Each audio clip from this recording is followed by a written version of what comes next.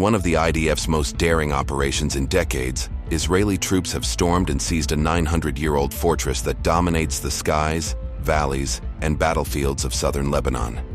This is Beaufort Castle. For the first time in 25 years, Israel has returned to one of the most strategically powerful fortresses in the entire Middle East, and this time, they are not letting go. Perched high on a cliff overlooking both northern Israel and southern Lebanon, Beaufort Castle has stood for nearly 900 years. Built by the Crusaders in the 12th century, this ancient fortress was named Beaufort, Old French for beautiful fortress. But make no mistake, there is nothing gentle about what happens here. Whoever controls this castle controls the entire battlefield below, and right now, Israel controls it.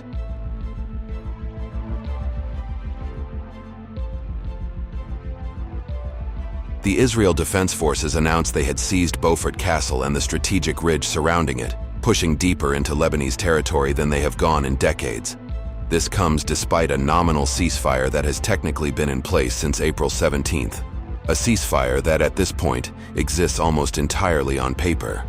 Israeli PM Benjamin Netanyahu did not mince his words. He declared, "I remind you that 44 years ago, this place was a symbol of a heroic battle by our fighters, but it was also a symbol of deep division among us. Today, we return to Beaufort differently. We returned united, determined, and stronger than ever."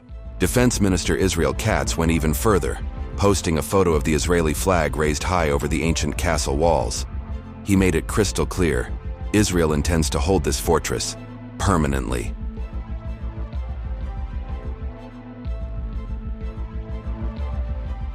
Here is what makes the Beaufort Castle extraordinary and so dangerous in the wrong hands.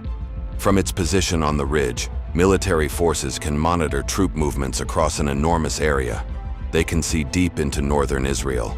They can see deep into southern Lebanon. Every movement, every convoy, every position. Beaufort Castle is essentially a surveillance superpower sitting on top of a medieval cliff. According to the IDF, Hezbollah has turned this castle into a full military command center, with significant infra built directly under Iranian supervision. Hundreds of rockets were fired from this very ridge into Israeli territory. Hezbollah managed its entire combat operations from here. Now all of that belongs to Israel. This is not the first time Israel has fought for Beaufort Castle.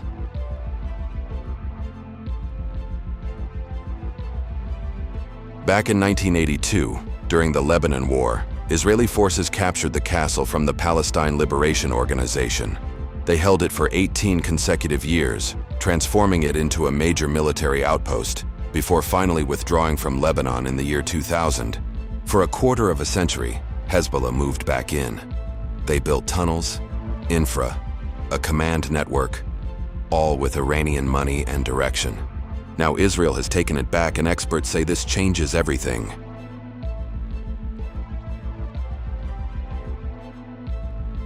Retired Brigadier General George Nader described Israel's capture of Beaufort as a major turning point.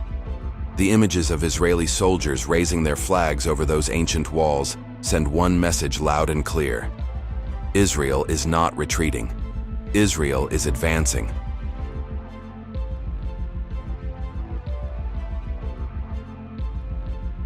Europe is furious. France has called an emergency meeting of the UN Security Council. French FM Jean-Noël Barrot called Israel's actions flatly unacceptable. The United Kingdom and Germany have added their voice with UK Foreign Secretary Yvette Cooper, declaring that Israel's military escalation must end. In Lebanon, PM Nawaf Salam accused Israel of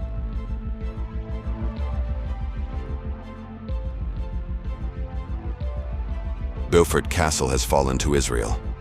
A 900-year-old fortress. A Hezbollah command center.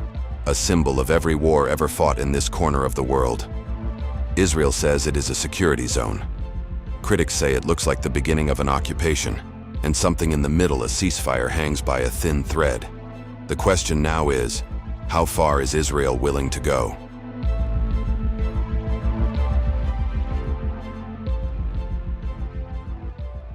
If you like this video, then like, share and subscribe to Mirror Now.